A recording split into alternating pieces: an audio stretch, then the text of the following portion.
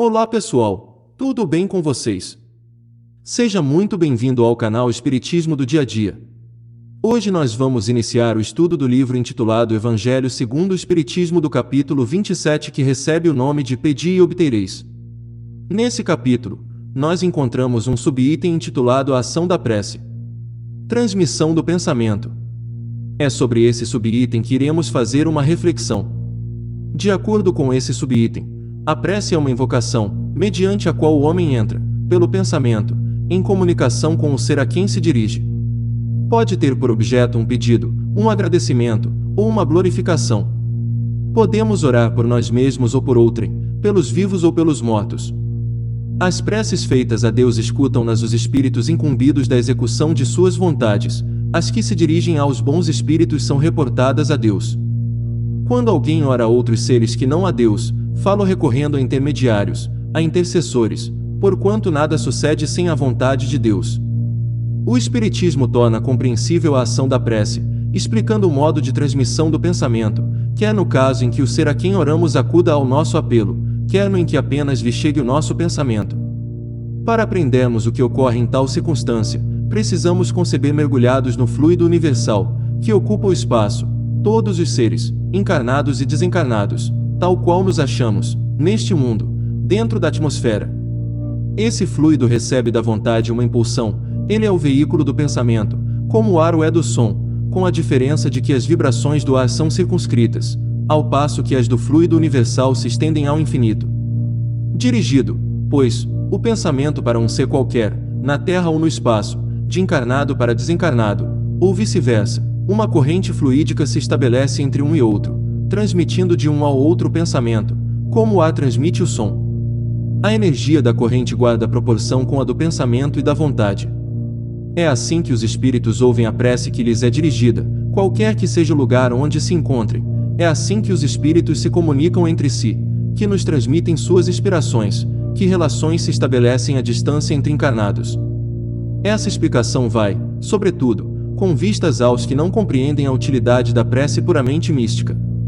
Não tem por fim materializar a prece, mas tornar inteligíveis os efeitos, mostrando que pode exercer ação direta e efetiva. Nem por isso deixa essa ação de estar subordinada à vontade de Deus, juiz supremo em todas as coisas, único apto a torná-la eficaz. Pela prece, obtém o homem o concurso dos bons espíritos que acorrem a sustentá-lo em suas boas resoluções e a inspirar-lhe ideias sãs. Ele adquire, desse modo, a força moral necessária a vencer as dificuldades e a volver ao caminho reto, se deste se afastou. Por esse meio, pode também desviar de si os males que atrairia pelas suas próprias faltas. Um homem, por exemplo, vê arruinada a sua saúde, em consequência de excessos a que se entregou, e arrasta, até o termo de seus dias, uma vida de sofrimento. Terá ele o direito de queixar-se, se não obtiver a cura que deseja? Não, pois que houvera podido encontrar na prece a força de resistir às tentações. Se em duas partes se dividirem os males da vida, uma constituída dos que o homem não pode evitar e a outra das tribulações de que ele se constituiu a causa primária, pela sua incúria ou por seus excessos, ver-se-á que a segunda, em quantidade, excede de muito a primeira. Faz-se, portanto, evidente que o homem é o autor da maior parte das suas aflições, as quais se pouparia, se sempre obrasse com sabedoria e prudência. Não menos certo é que todas essas misérias resultam das nossas infrações às leis de Deus e que, se as observássemos pontualmente, seríamos inteiramente ditosos. Se não ultrapassássemos o limite do necessário, na satisfação das nossas necessidades, não apanharíamos as enfermidades que resultam dos excessos, nem experimentaríamos as vicissitudes que as doenças acarretam. Se puséssemos freio à nossa ambição, não teríamos de temer a ruína. Se não quiséssemos subir mais alto do que podemos, não teríamos de recear a queda. Se fossemos humildes, não sofreríamos as decepções do orgulho abatido. Se praticássemos a lei de caridade, não seríamos maldizentes, nem invejosos, nem ciosos, e evitaríamos as disputas e dissensões. Se mal a ninguém fizéssemos, não houvéramos de temer as vinganças, etc.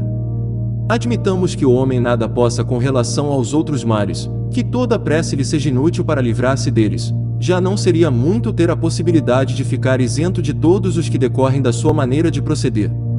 Ora, aqui, facilmente se concebe a ação da prece, visto ter por efeito atrair a salutar inspiração dos espíritos bons, granjear deles força para resistir aos maus pensamentos, cuja realização nos pode ser funesta. Nesse caso, o que eles fazem não é afastar de nós o mal, porém, sim, desviar-nos do mau pensamento que nos pode causar dano. Eles em nada obstam ao cumprimento dos decretos de Deus, nem suspendem o curso das leis da natureza, apenas evitam que as infrinjamos, dirigindo o nosso livre-arbítrio. Agem, contudo, a nossa revelia, de maneira imperceptível, para nos não subjugar à vontade.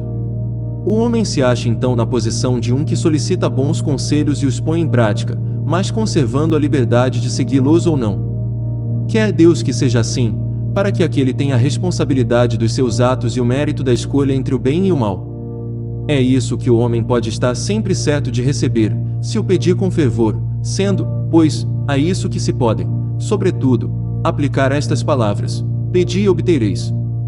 Mesmo com sua eficácia reduzida a essas proporções, já não traria a prece resultados imensos. Ao Espiritismo fora reservado provar-nos a sua ação, como nos revelar as relações existentes entre o mundo corpóreo e o mundo espiritual.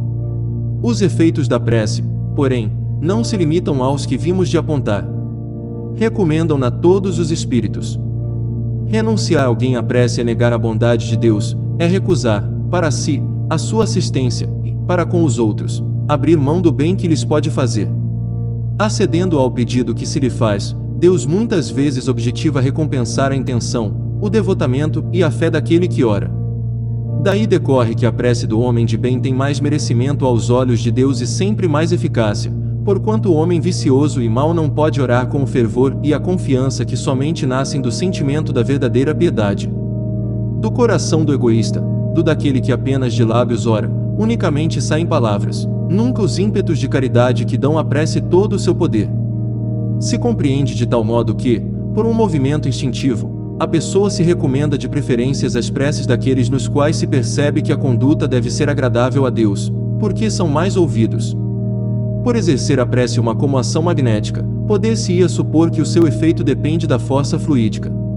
Assim, entretanto, não o é, exercendo sobre os homens essa ação, os espíritos, sendo preciso, suprem a insuficiência daquele que ora, ou agindo diretamente em seu nome, ou dando-lhe momentaneamente uma força excepcional, quando julgam digno dessa graça, ou que ela lhe pode ser proveitosa. O homem que não se considere suficientemente bom para exercer salutar influência não deve por isso abster-se de orar a bem de outrem, com a ideia de que não é digno de ser escutado.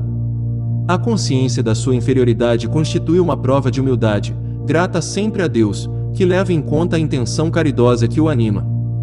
Seu fervor e sua confiança são um primeiro passo para a sua conversão ao bem, conversão que os espíritos bons se sentem ditosos em incentivar.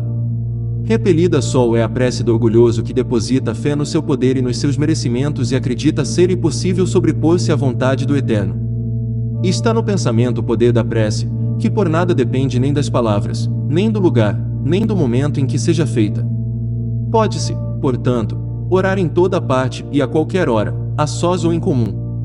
A influência do lugar ou do tempo só se faz sentir nas circunstâncias que favoreçam o recolhimento. A prece em comum tem ação mais poderosa, quando todos os que oram se associam de coração a um mesmo pensamento e colimam o mesmo objetivo, porquanto é como se muitos clamassem juntos e em uníssono. Mas que importa seja grande o número de pessoas reunidas para orar, se cada uma atua isoladamente por conta própria. 100 pessoas juntas podem orar como egoístas, enquanto 2 ou 3, ligadas por uma mesma aspiração, oram quais verdadeiros irmãos em Deus, e mais força terá a prece que lhe dirijam do que a das 100 outras.